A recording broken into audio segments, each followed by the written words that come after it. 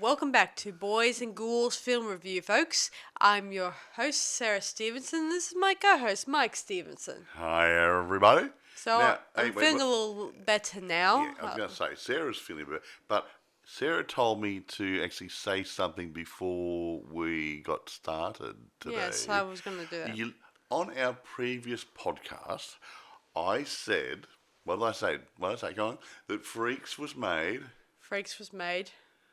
I said it was made before Dracula, didn't I? Yes. It was actually made the year after Dracula. I had the dates around the wrong way. I am terribly sorry, and Sarah was right only in this instance. I am often right and she's wrong, but she never admits she's wrong. No. Well, I say my bad, so that technically counts. Anyway, now before that, but yeah, Sarah's slowly battling through the cold or flu, whatever she got at the moment. No, it's not the coronavirus, folks. It is ordinary domestic flu or a cold, but she'll hopefully be better next week. But at the moment, where she's struggling through like a real trooper, break a leg, Sarah. Yeah, so tonight we will be reviewing this a biofilm called Hitchcock, which was released in 2012. Yeah, it's a biological drama produced by Ivan Reitman, Tom Pollock, Joe Medjuck, Tom Thayer, and Alan Barnett. That's all I got the names right. Yay! Directed by Sasha Gervasi. I think that's right pronunciation. Screenplay by John McLaughlin. However, there's something to say about that later on. There's some actually, I'll say it now.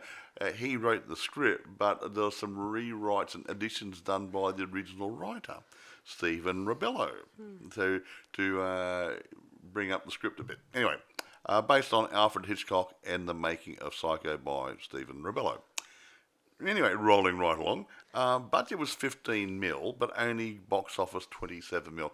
A lot of people don't like biodramas. That's Not probably too many. it. You know, so they don't want But slasher I give films this and stuff one and- a highest recommendation to watch. No, it's a good movie, but it was, like I said, a lot of people say, "Oh, I want a slasher film or I want a comedy." When you get a biodrama, to me, it's like a niche audience sort of thing. You know, not a big load of people want to see a biodrama, no matter who the person's about. But if it has something to do with the most interesting film of all time, then I would definitely recommend it. Well, you'd like to think so, but considering that Alfred Hitchcock was was well known, and he was the one who started slasher films. Well, you could say, to a certain degree, he started.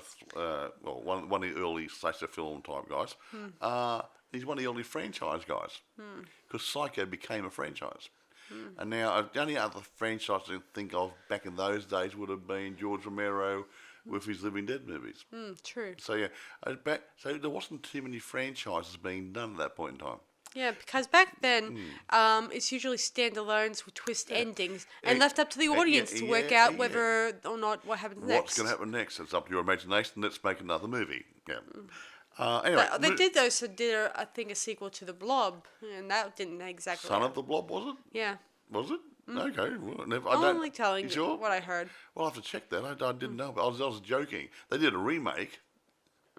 And they also did the Killer Clowns from Outer Space. Which is another... Everyone groaning out there now. And that was a direct rip-off of the script from The Blob. They just got rid of The Blob and put Killer Clowns in. Yeah. All right, so moving along. It only happened in Hollywood. Okay. I'm not going to mention everybody, but there's a lot of good actors and actresses. Oh no, I'll say actors. I'm not going to be. I'm going to be politically correct here. Now, main role Alfred Hitchcock, portrayed by Anthony Hopkins. I may have mentioned it in the past, guys, but when Anthony was so young years ago, he met at the actual real Hitchcock. He did, yes. I think I mentioned it to you a while back last year, maybe. Anyway, what I was going to say is, Anthony Hopkins is one of my... He's got to be up there at the top, one of my favourite actors, because he really brings his roles alive. We saw him as Van Helsing in Bram Stoker's Dracula. Yeah, and Silence of the Lambs, which we reviewed just a while back. Every time he gets into a role, to me, he becomes the person. There's something about his method and his acting. He's really good. Anyway, irrespective, moving right along, Yeah, I said irrespective. I stop saying that. Helen Mirren plays Alma Revel, his wife. I don't know what she kept her maiden name for Well, professional it's reasons. professional Probably. reasons. I mean, look at all the present actors who got married over the years. Yeah, yeah, They still keep I their know. original I know stage that. name. And Helen's a fine actress, so actor. Scarlett Johansson plays Janet Leigh, and I can't think of anybody better suited. Me neither. And I think we reviewed a movie called Lucy with her in it, Yeah, obviously. but see, Scarlett has got, for this role, her and Janet Leigh, I think she really took off Janet Leigh quite well. Now, Toni Collette plays Peggy Robertson. Peggy is Alfred Hitchcock's personal assistant, or whatever you want to call it, Yeah. secretary or something, right-hand female, whatever. Yeah, whatever. There's another guy called Danny Houston plays Whitfield Cook. He plays a role in the movie. I'm not very interested in that part. But Yeah, Jessica Biel, can I talk? He plays a sort of key role in this look. story too. So go on.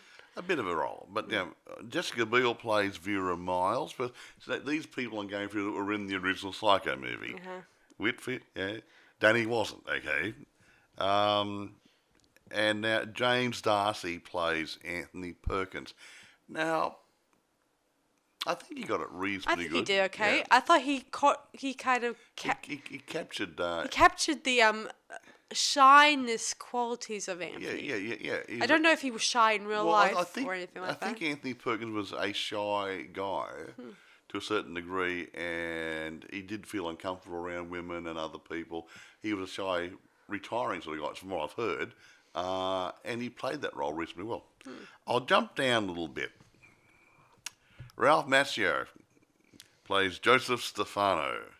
Now, I still think of little Ralphie as playing in the Karate Kid movies and whatever. Yeah. I don't know what happened to Ralphie's career. I can tell you, not that I'm too pleased We're not with going to it. go in Cobra Kai, are we? Yeah, he's doing a sort of spin-off TV series called Cobra Kai, Cobra Kai, which yeah. is sort of a sequel to Kid, Gaunt Karate Kelly, Kid. yeah. Only I'm not too thrilled by it. Actually, I will mention one other person. Michael Wincott. And that name means nothing to me whatsoever. But he plays Ed Gein. Now, everyone knows good old Ed from the original idea of the guy behind the stories like Texas Chainsaw Massacre and other movies like that, based on a real live person, which Throughout is this Ed movie, Gein. he sort of appears as Alfred Hitchcock's imaginary friend. Yeah, and urged me along in his imagination for the movie and some parts of his personal life, which is interesting. I'll leave the rest alone. They're the main ones. Really interesting lineup. What else? Yeah, I'll leave it at that for that sort of stuff there, and let the girl. I'll let the boss take over. So it starts at sort of goes back to when Ed Gein and his brother were kind of putting out a fire using some of the dirt around their house, and his brother's complaining that they should move on and try to, get jobs in the local town somewhere. Local towns, and Ed Gein doesn't want to because his mum wants him. So he clads him out the head of a shovel and kills his brother. Yeah, he's dying of making the police believe he died of smoke asphyxiation or whatever. He told him he fell over his head in a rock and he died from smoke asphyxiation. Yes, but then it rolls into Alfred Hitchcock saying, "Brother has been killing brother since time began," or something like that. Yeah. And then he goes on to say that without these ghastly things that Ed Gein got up to, it would have not have made the Robert Bloch's book, and it would have not have gotten dear old Hitch to make his little movie. This charming little movie. Yeah. Yeah. Then we cut to the title card, and then we see Hitch coming out of a film premiere of his latest production, Northwest. by Northwest. Yeah. And one of the reporters approaches him and says, "You're reached a certain age now, so shouldn't you think of retiring?" While you're still on top. Yeah, and this kind of And that hurt him. I don't know if in reality I think it was in his 60s. Yeah.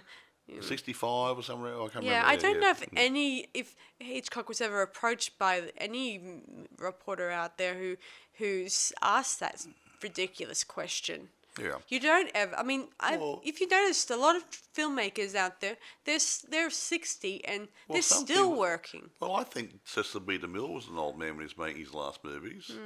And I think Fritz Lang was also an old man. Actually, I think he's a reasonably old man when he made it to Hollywood. Yeah, and George A. Romero, he continued making films till up to his death. Yeah, so there's no limit to imagination.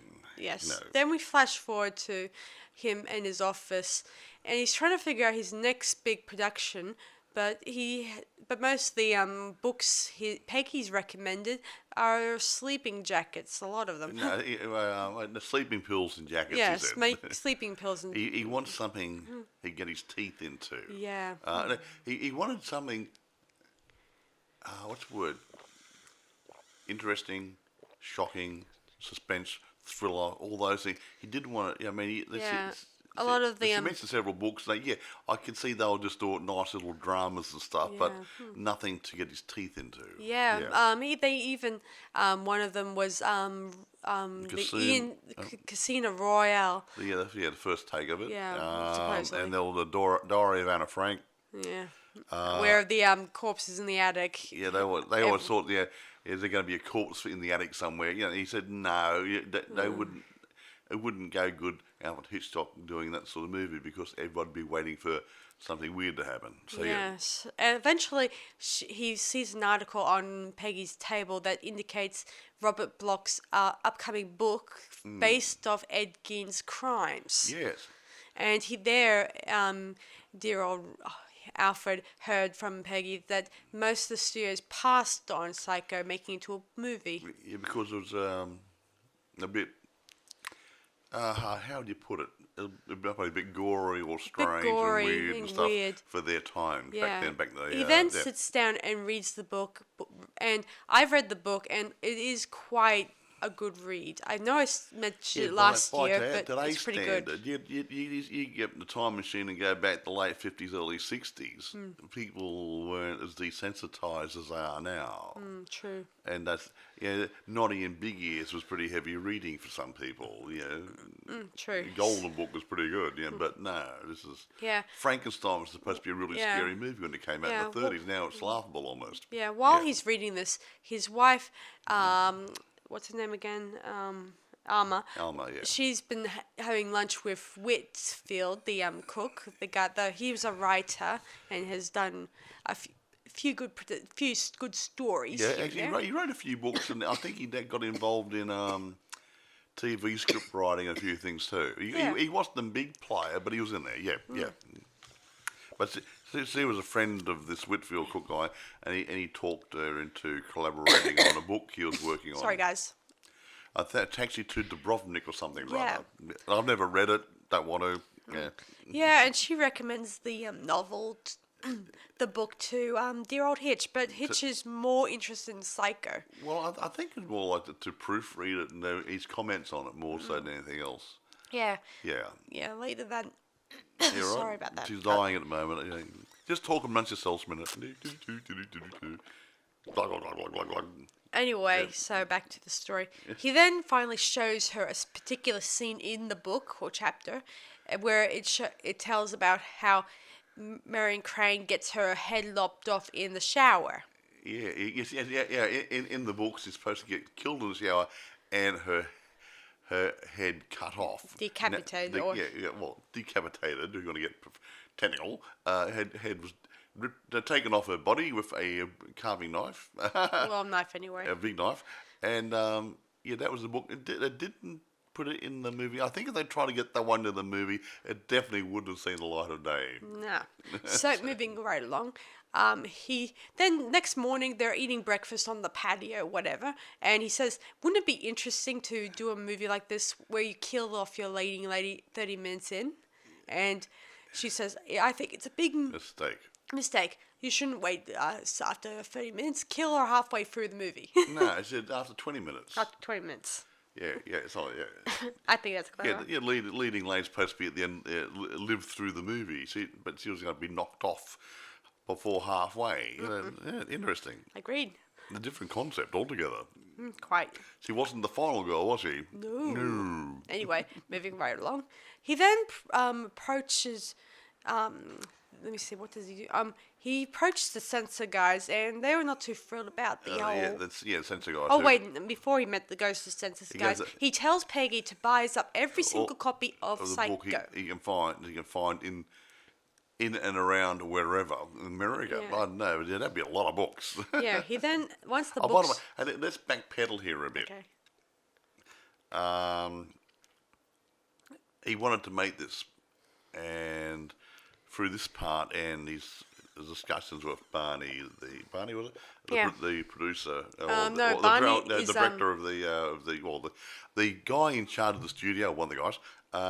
They refused to finance him, so Hitch was doing all this out of his own pocket. Yeah, yeah. So he approached the media, and they are not less thrilled about it. He even shoves some real police photos of Ed Gein's crimes in front of their face. Yeah, the crime scene photograph, and they were grim. They were very green. Well, not really green, just the expression. Grim, but at the same, it made their faces look green. Oh, they went. They went off the food.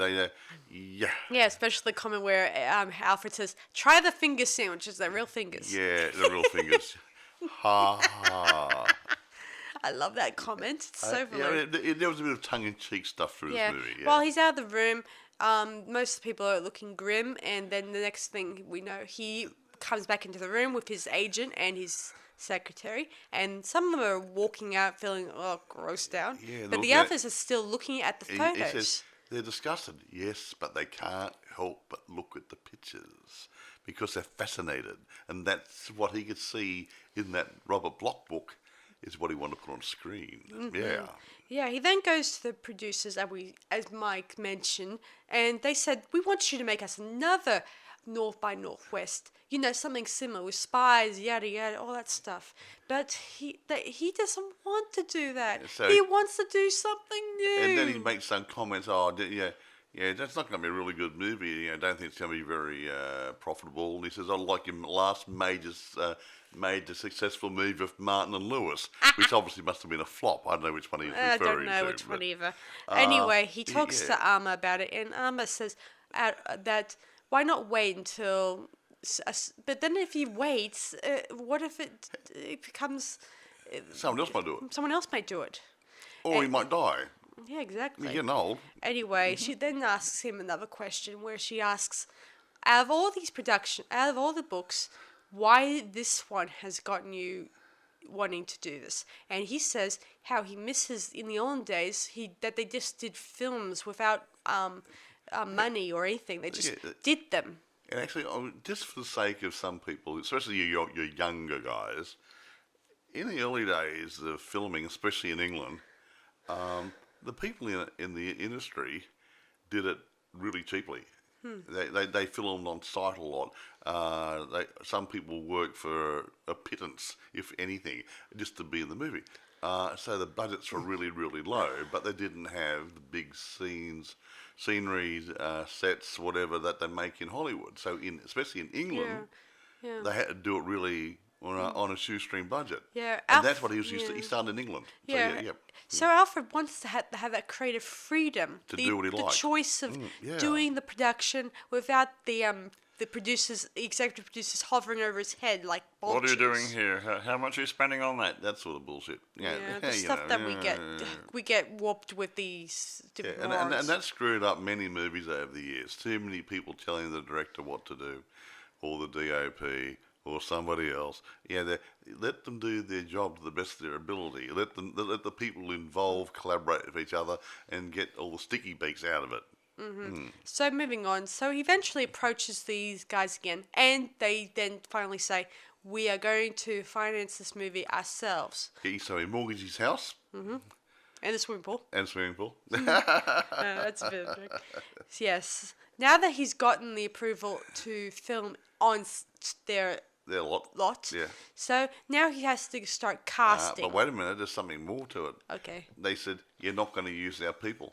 Yeah, our film crew. He had to use the same film crew that he used for Alfred Hitchcock Presents or whatever, the TV show. So his TV crew were enlisted to make the movie because the production company wouldn't, the studio wouldn't give him the stuff. And not to mention, he had to approach the censor guys, and you know what they're like. Oh, they said, they said they didn't want nudity in it. Now there's a shower scene, that's going to be really hard. And not to mention the toilet. Oh, yeah, but when it's come to the shower scene, he said, will she be nude? He said, of course not. She'll be wearing a shower cap. That's a really good line. I love it. He said they didn't want to see the knife actually penetrating a woman's piercing flesh. her skin. So if anyone has seen the movie, the original movie, you see it's very, very carefully shot. So, yeah. Yeah, it's very well done. So the other scene I mentioned, the toilet, because no film back then ever shot a toilet. Unlike years later, where we can shoot with a toilet. They'll show now. people sit on the bloody thing. Yeah, they try to make it out that we're not human. No other movie has ever needed to put a toilet. Why this one? And he said it was part of the plot. Marion's trying to flush some ripped up papers down the toilet, and when her sister comes around later on, she finds one piece hasn't been flushed down, and they realise Marion had been there. Yeah, and that was part of the clue into their investigations. Yeah, you may have heard me mention it last year, obviously. Yeah. Anyway. So moving right along. So they finally got they finally got everyone's okay, and now they begin casting. They went ahead and casted Anthony Perkins to play the role of Norman Bates. Yeah. And he's okay, and he says he has a few skeletons in his closet. And it's quite funny, In this movie, they described him, and it's pretty close. They wanted a guy who looked innocent and a little bit immature and a bit naive, like little boy next door guy who kept to himself. And I reckon he really carried that role quite nicely. Yeah. And all of a sudden, the next scene's a homicidal maniac. It's really weird. So anyway, Anthony says that when he was a little kid, he was very close to his mum. This is during a bit of a brief interview with Alfred Hitchcock, and he was telling him about how he was close with his mum, and he wished for his father to drop dead. And he did. And he did. He had a heart attack or something.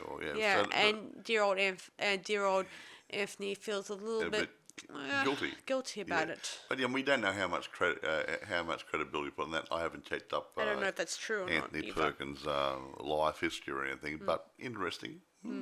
Yeah. So, as just so you guys know, Alma and Hitch, they have to tighten their belts during the production, so they had to allow the gardeners to have a few days off here and there on weekends, and driver not chauffeuring on the weekends, and stop getting imported food in and stuff. Yeah, like caviar or chocolates. Yeah, instead of getting delivery from Paris, you get it from Pizza Hut. Yeah. Yeah. While they're gardening in the scene, he begins to meditate on who he should cast for Marion Crane. He first thought was Grace Kelly, but she was already married. Untouchable. She's married to Princess Rainier. Yeah, meaning she cannot be allowed to associate near the Hollywood anymore. No more movies, Yeah, and she tries... Alma suggests, what's her name? Who's the Irish actor? Oh, I can't remember now. No, she was too Irish. What's it called? Yeah, someone said there's just too Irish. That sort of stuff, And they finally settled on Janet Leigh from Touch of Evil, I think it was. Yeah, that was a Charlton Heston movie, I think. No, that was Orson Welles. Orson Welles, yeah. Well, I don't know who else stars in it. No, I think Charlton Heston was the actor in it, but sorry. Orson Welles made it. Okay, sorry. I didn't know who stars in it. I think Orson Welles made it, but I think Charlton Heston played a role. Actually, Charlton Heston, I think, played a Mexican. Oh, okay. Interesting, hey? Funny. Anyway, they then meet her at a restaurant, and there she is more excited about doing the role, and she had a few questions, like she was a little concerned about the nude scene in the shower. Sorry, guys. Only the necessary people would be there. The car park attendant, the caterer, you know. What?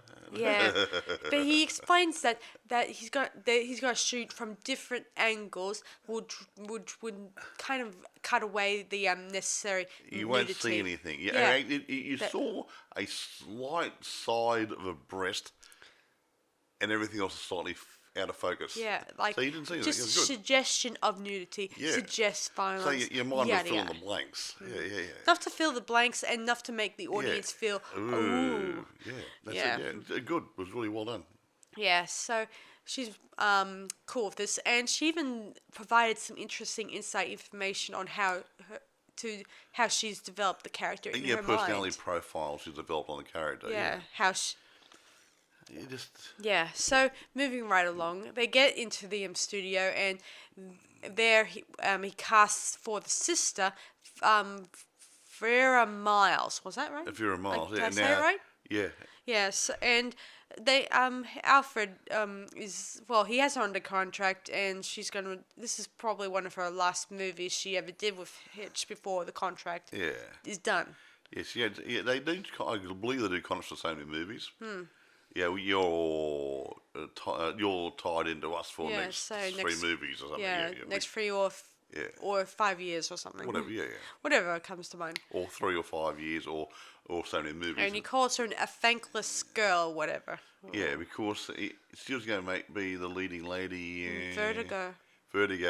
And just before I started, she fell pregnant and decided, no, I won't do it. And he wanted to put her in there and make a star out of her, and she wanted to be a mum and a housewife. It's nice, but I mean, What can you do? yeah, I mean, yeah, if she's saying yeah, and then she falls pregnant, well, it does stuff up the producer director a little bit when you get pregnant. While this is happening, Alma is starting to befriending Whitfield for a bit throughout this movie. Well, they knew each other anyway, but she's helping him with his project. Yeah, he's book trying to make into a screenplay, whatever. Yeah. Anyway, moving on. So Alfred gets all his crew and cast together and gets them to do an oath where they have to not say anything to the media or anyone around, any friends about the production. Especially the storyline and the climaxes or anything else, because they want it to be a total surprise when it hits the screen. And I like the bit he adds at the end where he says, not even to the outgoing president. The White House now. Yeah. Yes, that was funny. I get the impression he didn't like Dwight. Yeah. Anyway. So while he's filming, he's doing a good job and everything. And let me see what happens next. He then suspects something between Alma and Whit, obviously. Yeah, he spent a lot more time with Whit doing things, and Whit's got this little holiday place up on the beach somewhere or other. I can't remember. Hideaway, if that's the word. Yeah, but up on the beach, on the beach, and they're spending a lot of time there writing. And Hitch is thinking she's doing other things. Yeah. Yeah. And that's where Ed Gein gets in. It comes out of the closet in his head and starts telling him to be suspicious and everything else, and starts to undermine his confidence in his wife. Yeah. Yeah. So anyway, moving right along, of course, as he's working, of course, he then gets one-on-one time with Janet Leigh. She drives him home in her mini car. Yeah, Alfred's chauffeur didn't show up. Yeah, and he offers, and she gives him some candy corn. Now that was from her husband's dressing room, I think. No, Anthony's. No, Tony. She said Tony. Yeah, Tony. Yeah. Sorry. Yeah. Now the funny part is, I'm an Australian, and I really not sure what candy corn is. I got a funny feeling it's just some sort of small lollies or something or other. But so Anthony Perkins must have had a sweet tooth, like you wouldn't believe. Yeah, because he's munching them in these. Maybe it was just a prop or something. No, it was in his room, and he liked candy corn, and it was actually in the movie as well. So he might have had a sweet tooth back in those days. Might be. Bad for your teeth, guys, and your cholesterol and everything else. Yeah.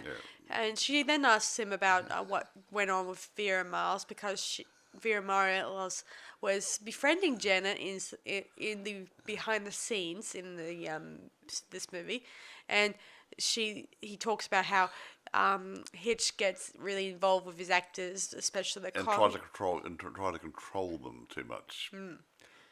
Interesting. quite. Luckily for Janet, we don't see any controlling too much. No, in actually, the this. funny part is, I think really the control part was the perception that Vera Miles had that he's probably lost his temper about her saying, "Oh, I can't do the role now because I'm pregnant. I want to have a baby." And Hitch felt let down maybe, and he took it out on her because later in the movie, Janet Leigh said, "Well, I worked for Orson Welles on Touch of Evil," and Hitchcock was a gentleman compared to Orson Welles. So who knows? Yes, moving right along. So they get to the shower scene, and Hitch is coming close to having a mental breakdown in this scene.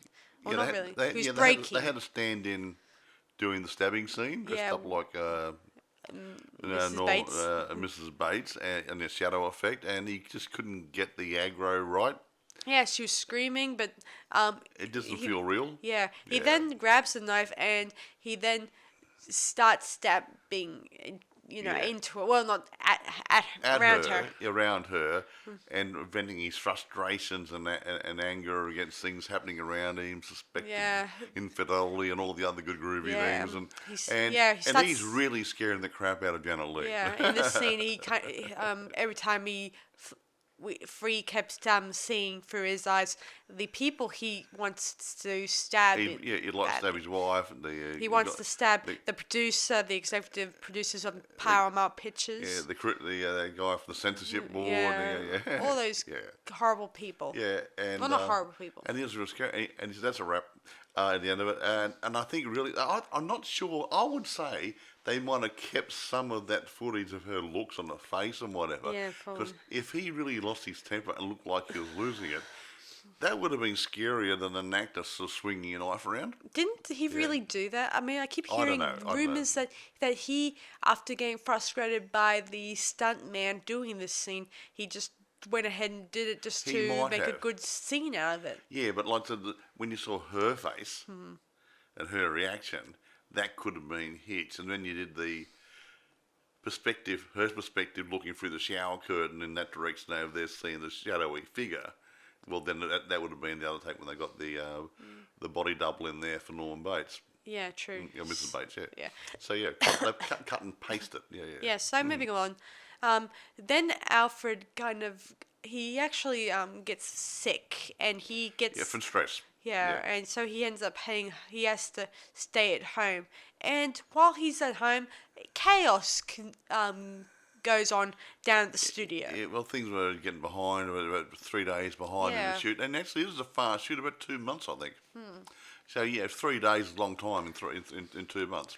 Yeah, and they need the director on board so they know where to position the camera or stuff like that. So Alma decided to step in for him. Yeah, at first executive producer brought a director who was working with Jerry Lewis at the time. And Dean Martin on a previous movie there. He said, I don't think he could have cut it. Nope. No. It wasn't a comedy. No. So Alma puts him in his place by saying, in Hitchcock's productions, there's only one director. Yeah, bugger off. Yeah. Yeah, I almost wish a lot of directors could stand up for that. Yeah, that's the problem. I mean, yeah, too many people get involved. I often think that too many directors are treated like the rest of the crew. Like they're just hired to do this. Directors are hired, but you have to look at the whole point. Alfred Hitchcock was producing it, paying his own money. He was directing it. Ultimate say, he wasn't being paid. The production wasn't being paid for by the studio. True. So bugger off studio. Let the man create. Yeah, I just wish more studios. would allow the directors to create. No, they don't because they're funny. They got to watch the money, which is a problem. Yes. However, being accountants, if you will, haven't got any idea on how to make a film. So, they just know how to count to 10. Yeah. I'm sorry, guys. All your accountants out there and being accountants, I'm really sorry, but you can't make films to save your life. Let the directors and the DOPs and everybody else make the film, and you sit back and rake the money in. Yes. So moving right along. So eventually he discovers evidence that she's been hanging out with but he doesn't have any clue. Doesn't realize that they were just working They're together. collaborating on the book. Yeah, and this upsets Alma to no degree and tells him flat out that she has been nothing but supportive to Hitch. In his whole career. Yeah. She celebrated with him when he was a success. She cried with him when he wasn't a success. She's been there for him all these years, and when she wants to do something for herself, yeah, he complains. Yeah, bear in mind, she's also annoyed that while Alfred's got very successful, she has never received any success. She gotten any recognition for her part in it, and she was a co-writer, Yeah, she was and a co-director and everything, and a lot of things you did. Yeah, she was practically.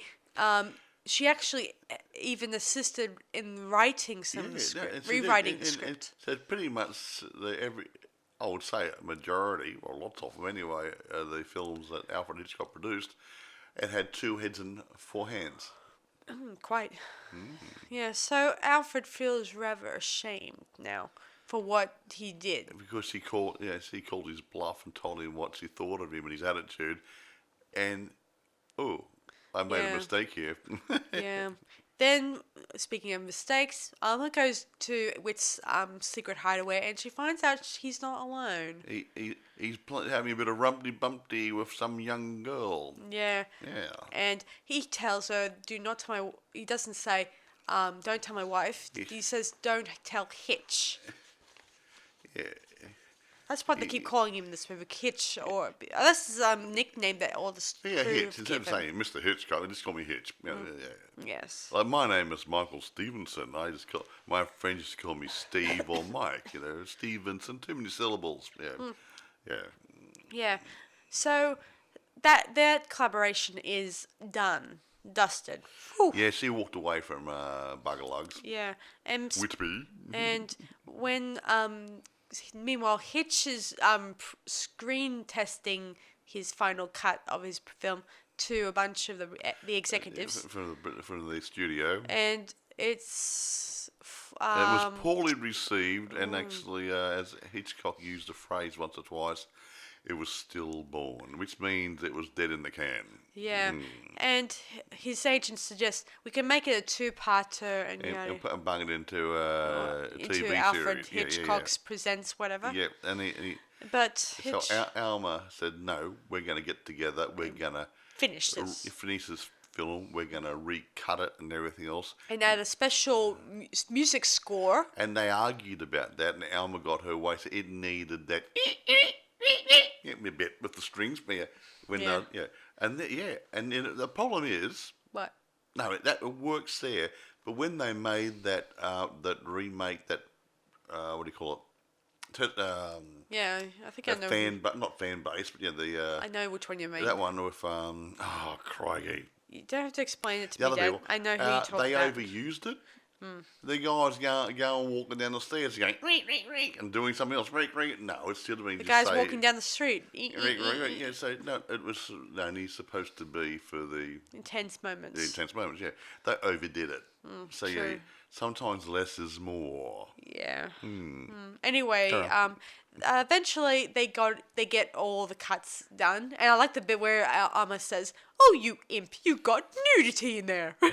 Well, she had an ample bosom or something. What do we say? He says her breasts were really large. It was trouble. It was kind of hard to not show them. Yeah, but it wasn't front. It was like a bit of a silhouette of a show of the side, but you had just a hint enough to say, "Hey, she's not wearing a body stocking. She's Yeah. not wearing a bikini. Not wearing pasties on the." Yeah, no, we won't go there. Anyway. Yeah, so they finished it and they present it to the censors, and the censors are horrified. Well, and they said, it was they had 2 parts: the love scene at the beginning and The the bathroom shower scene. scene. Yeah. And Hitch had a word. Okay, if you leave the bathroom scene as it is. And he invited the guy from the Sherlock office. Sherlock whatever. office to come and supervise the refilling of the bedroom scene in the beginning of the movie, and he would appreciate him coming there and appreciate his input. And he doesn't And show up. I respect your position. And he made the guy feel so inadequate. The guy didn't show up. And they then say, "All right, thanks everyone. That's a wrap." And this bit I like when he's walking away from the set, talking to Janet Leigh, saying that she was great in this and did a good job. And she heads into a trailer, and then she screams, and then the crew and Hitch approaches the trailer, and Hitch says, "I told Mrs. Bates that she could use your dressing room." Yeah, and you had the dummy of Mrs. Bates' skeleton face, whatever, sitting in front of the mirror. Yeah, very good. I Yeah. love it. Anyway, He's supposed to have had a bit of a sense of humour. Sometimes nice like that, and sometimes nasty. But I don't know. They got the approval from the Sherlock's office. Now it's time got the to seal, lead whatever, the lambs to the slaughter. Oh, that's his term. And the problem is, then the studio said we're going to give it to you to our two theatres to release it in, and no premiere, and no promos, no premiere, no nothing. So they had to work out an advertising campaign to gee up interest in it. A manual to how to sell Psycho. So he don't overdo this bit. Yeah. So he written some an instruction manual. Peggy to write down the manual and sends it out to local theatres. The ones that we're going to put it on. Yeah. There's only two. Yeah, and they then told that to get hired special guards to handle any customers who might run amok. Run amok because of the content might affect them a little bit. Yeah.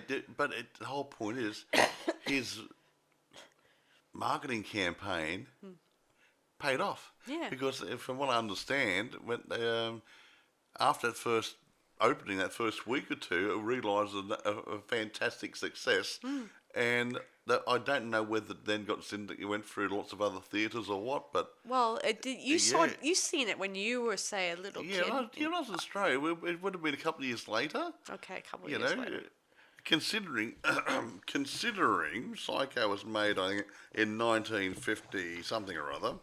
What year was it? 1959, and I was born in 54. I didn't see it till I was about 10 years old. Okay, sorry. So you must have sort of about 5 years later in Australia when it was going around the world. Anyway, so the word's got around that a lot of customers are ready to watch this project. And so Alma and Hitch and Peggy arrived to watch sort of a premiere of it. Well, the first one. The first session in this theatre, and there was a queue at the front. Now that could have been true. I don't know. Yeah. And they walked in there, and they sat down. Yeah, Hitch. He doesn't. He walked around a bit. He just watches from the special cameraman's box. Yeah. And out near the theatre entrance. The door was where they go, and he can listening to the music. Yeah, the music short. He gets to the bit where the bathroom scene, and he does a bit of a sort like of conductor type leader type movements. He's flapping his arms around there. And he knew every frame. And everyone screamed at different levels, louder, lower, louder, crescendo, and then dead quiet. Yes. Yeah.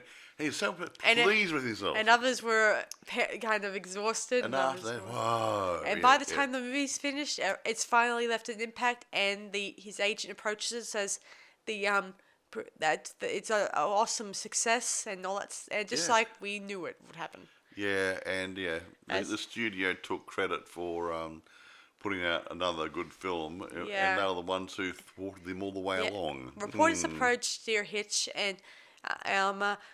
He then asks Alma to be part of his success, and he says to her, she says, "This will be the greatest film of your career," and he says, "Our career," and he then adds, "I'll never know a Hitchcock blonde as beautiful as you. Yeah, see, Aww. they got over the rough patch through And, this movie, yeah. or at least in this movie, anyway. No, supposedly he did have. I was reading up in his bio. He did have a bit of a rough patch here and there. He did have his fancy about his leading ladies, but with all the stress he's under here, financed this movie and stuff, Yeah. he was on a lot of pressure and he was putting a strain on the marriage, possibly. Yeah. So we cut to him outside his house, and he's talking about how now that he's completed Psycho and it has made has been a great success, he now has to go ahead and try to find a new production. But he's sure somebody will come along soon. And then A big crow comes along and lands on his shoulder. and that's a hint for Gee, birds. I wonder. And then he goes off and says good evening, and then walks off to his apartment, his house. Yeah. Yeah.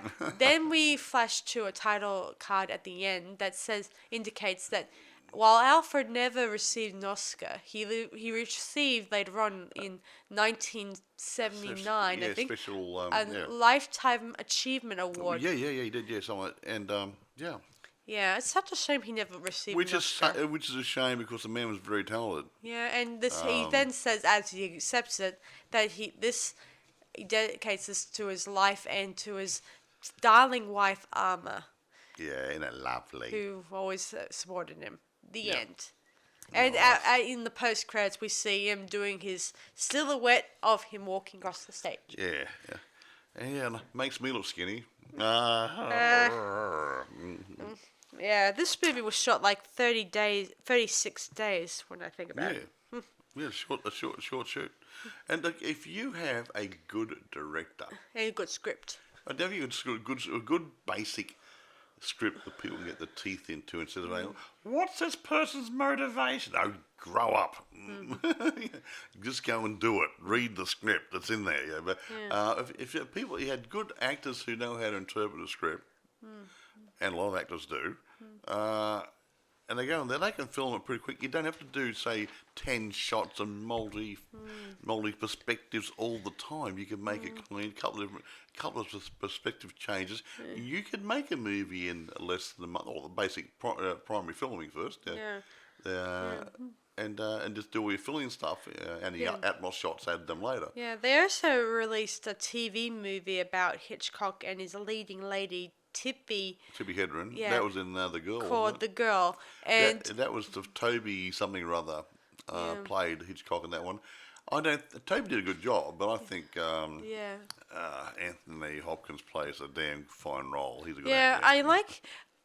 Don't get me wrong. I love Alfred Hitchcock. His filmmaking style and stuff and such. But I'm not really good with, I don't like his private life too much. No, look, the point is the man's a man. His wife's a lady. I mean, we've all got individual personalities. So, and his quirkiness made him what he was. He saw the world a bit differently, behaved a bit differently, and that showed in his movies. He also had his own set of mental disabilities, I read somewhere too. Wasn't he... He was diagnosed with what's it called? Bipolar? No. Schizophrenia? I think it's autism. Okay, he might have been. He could have been very crazy. Well, yeah, a lot of people are. Yeah, I mean, and they've never been diagnosed. Yeah, well, we've noticed in this movie, Alfred comes off as a very rude, abrupt man. Yeah. Like he's either concentrating so hard on this production, but he doesn't really respond to your questions. Yeah, it's just I like to think that it's because he's just so focused on. Well, that's and a lot of autistic people like that. So yeah, he could well have been a high functioning autistic person who just happened to make good movies. Whatever. I'm just trying to figure right words to say here because I do not want to trash the guy because I really respect him. Yeah. Yeah. I can't think of too many things to say about that. I mean, it's a biodrama. Yeah, I can't say, the graphics are really good. The another thing in this movie, I think he mentioned how when he did TV, the Alfred Hitchcock Presents TV show, he says that kind of destroyed his little bit of his credibility. Yeah, you've sold out to the movie industry, you've gone TV. TV, and you know where?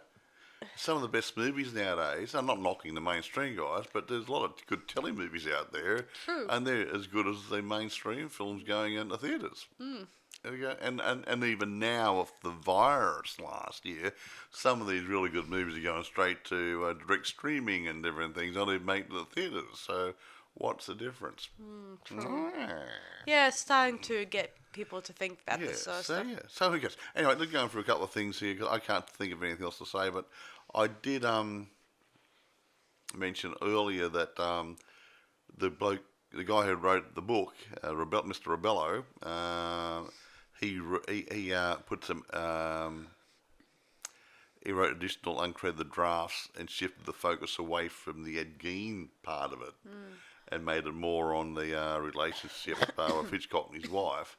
And so he had a bit of Ed Gein in it, but not lots and lots and lots. Yeah, Yeah, it's not about his story about how. that's about Hitchcock and his putting his Although movie there is together. probably a lot of movies that dabble with a bit of a dramatization of Ed Gein's story, and it's pretty interesting. And I could see where they may have gotten their inspiration for each of the movies I've seen, like not just Psycho, the Chainsaw Massacre, Yeah.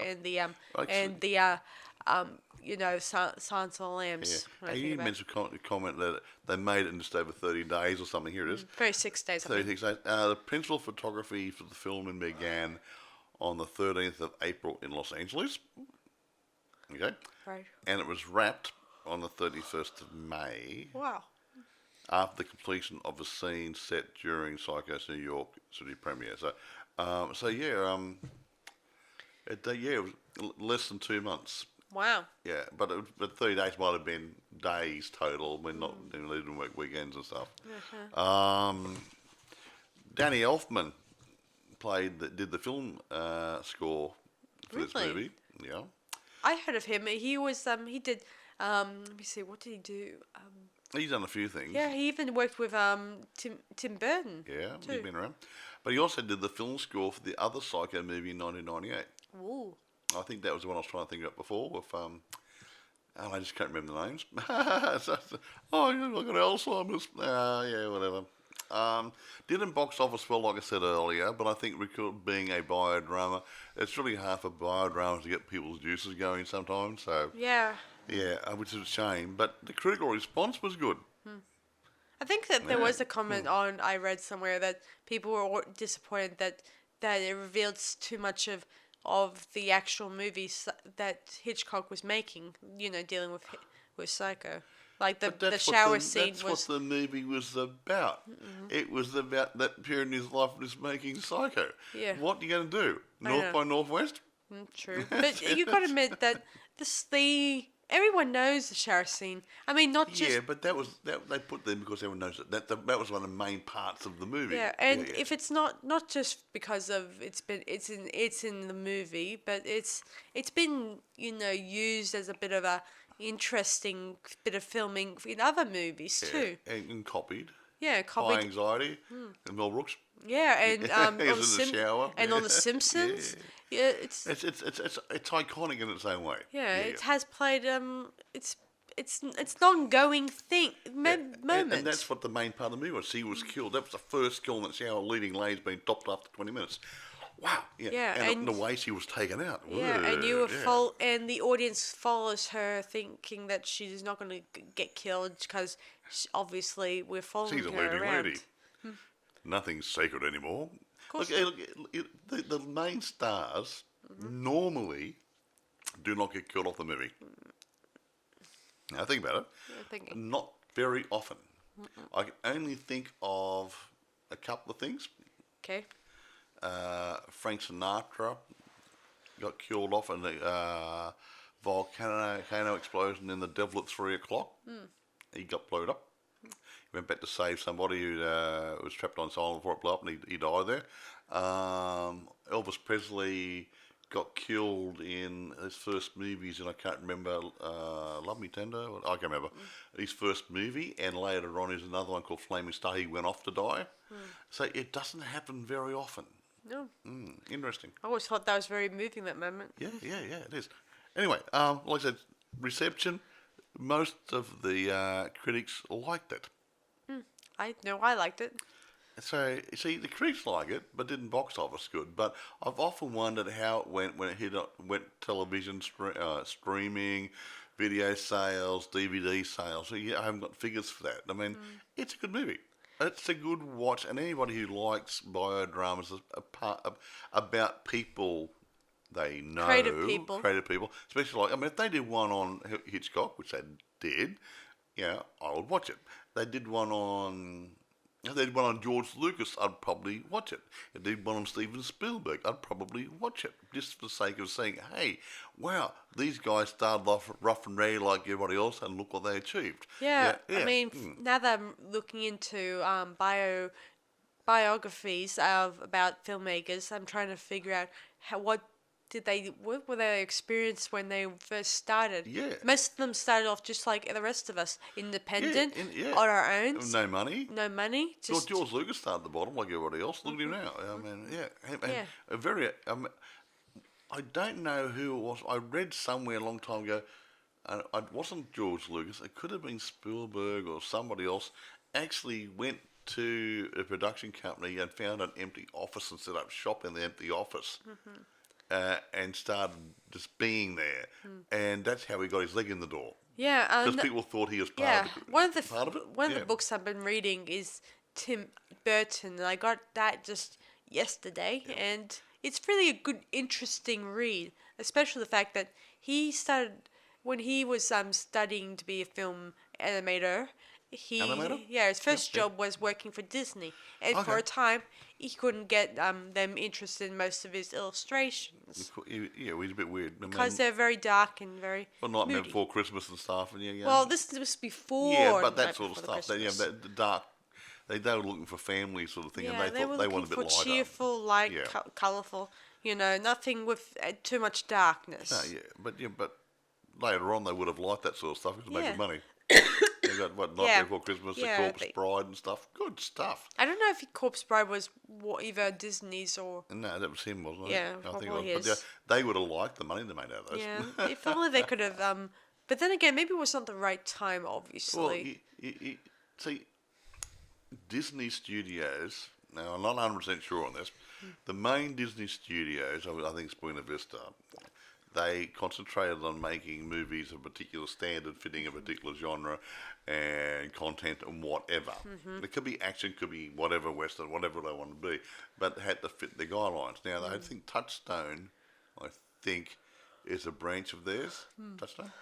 And anything which didn't quite fit that criteria would be relegated off the other production company. And if it didn't fit the criteria for either of those companies, they just wouldn't do it. They got their guidelines and they stuck to them. But maybe, and then they take on movies later on which go, why the hell did they do that? And they sometimes they succeed and sometimes they go. Yeah, I often heard that too. Yeah. Anyway, look, I'm not going to say too much about anything more. I can't talk about costumes and set design and graphic design and blah blah. It's a drama. Yeah, I mean, I know it sounds boring, but it's pretty interesting, No, it's especially. good. It's a good if you like to find out about people like this, and it's a good story and a bit of lightheartedness, a bit of levity in it, but it gives you an idea, a look inside the life of a filmmaker. Not Ed Wood, a real one, and see what he went through trying to get the project off the ground and completed, and all the shit he went through. No, that's not a bad word. He did. He went through a lot of crap. He thwarted. They tried to stop him at the beginning, and nobody wanted to finance him. Nobody wanted to cooperate. Couldn't get that. Couldn't get the theatres. Everything was stopping him from making it. And it was his best movie. I'm still amazed that it was still a mainstream movie. I mean, they're going to release in 2 small theatres somewhere, and then we made a mistake. It's a good movie. Let's let it loose in all the other theatres. I just mean that it's just amazing that it just turned into a very big, well-known movie. Unlike Ed Wood's we reviewed. And you know what? I think actually sold the movie. What? Hitchcock sales pitch. Ah, good.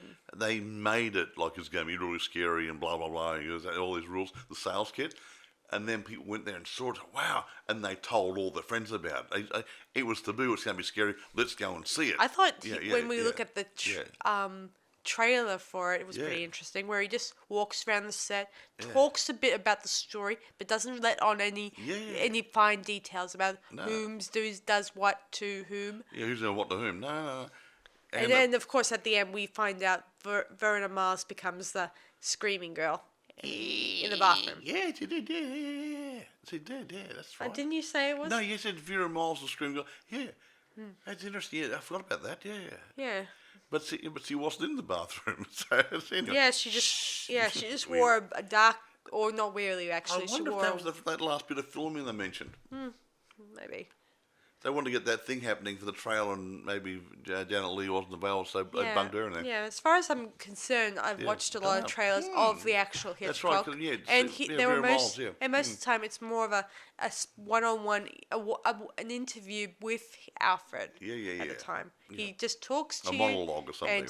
And he goes into details, maybe off the subjects here and there. But talks about mothers and sons and stuff, and builds up his suspense that way. Yeah. Anyway, I'm going to call it quits on this one. I'm going to biodramas, not the same as a sci-fi or a slasher. Yeah, I just want to. Own genre. I'm going to give it 9.5. I just want to bring really you guys some actual filmmakers who made horrors and sci-fi stuff, just to get you guys to take an interest in the actual filmmakers who have inspired over the years. Yeah. So we do like the filmmakers as well as the films. Yeah. So we might do a couple of these again. We might do, even if we can't get a biodrama, we might review. Well, let's say for argument's sake, we do George Lucas or Spielberg and talk about movies they've made instead of reviewing a movie. But we haven't discussed that just yet. But So how do you rate this movie? Well, I'd love to go 9.5 to 10, but I mean, I can't knock it by anything. I will knock it by a little bit. I mean, it's 9. I'll give it 9.5 only because it's not 100% accurate, but it's a good insight into the man and his life. Well, I often say in the past, guys, do not always believe everything you see on the movie, especially if it's a biodrama. I would rather see a little bit more closer to reality. I get a lot of people talking to me saying, "This happens in this movie. This must have happened in real life." It doesn't often happen. And that's I'm only taking 0.5% away, a half a point away, because they didn't take the time to put a bit more reality into it. I then read show the real man. I then read something that happened on Wikipedia or on IMDb, and they give me a little bit of a clip note saying it didn't happen like this, it happened like that. Yeah, but even Wikipedia and IMDb is someone's comments, and they're not even accurate. Yeah, even in most movies they say this movie is based off true events, but we dramatized it for your viewing pleasure. Exactly right, but you have to look at something here. I tell you, Wikipedia especially, and I don't know much about IMDb, I don't use it, but Wikipedia, I could go in there and put comments in, okay? From my perspective, what I believe to be true. Okay? It might be inaccurate. Because I was looking at something a couple of years ago. I was trying to find some information on a song. It was Mammy Blue, performed by a guy called Joel Dade. He's a French guy. I went onto one site and they said, the guy singing the song is Joe Cocker, who's an English guy. Joe Cocker never sang this song. Someone made a mistake, and that site wasn't a little bit accurate. It was totally wrong. I'll give it 0 accuracy because it was wrong. It was totally wrong. So you can't go by everything it's written. You look at multiple sites, and if there's a consensus of information there, general consensus says that's a fact. That's a fact there. That's a fact. Same fact keeps showing up. It might be close to the truth. Yeah. So I think I would definitely would say this movie is 10 out of 10. Yeah. 10 out of 10 for me. But anyway, I was going to say one thing. It is available on eBay and Amazon. Through Amazon, you can rent or buy it. And you can buy through eBay. I couldn't find a lot of listings on Amazon I found some. On eBay, I had to go down for this because when you put in the word Hitchcock and a date, it brings up all Alfred Hitchcock movies and packs of movies and stuff as well. So you got to dig deep to look for them. They are there. But I'd suggest, if you're not really sure, go to your local video store, see if you can stream a copy from Amazon, whatever, and have a look. Good movie. Yeah, so that's about it for us tonight. So is there anything you want to add, Mike? One thing. What? Anthony Hopkins rules. He's a very good actor. And I certainly like the how they put together the makeup job for him. Oh, he doesn't look like Alfred Hitchcock. But when he's doing his impersonation of Alfred Hitchcock, his attitude, the way he talks, he's made a very good attempt at capturing Alfred Hitchcock. Yeah. Takes one to know. But he's a very, very fine actor. I've always liked Anthony. Yeah.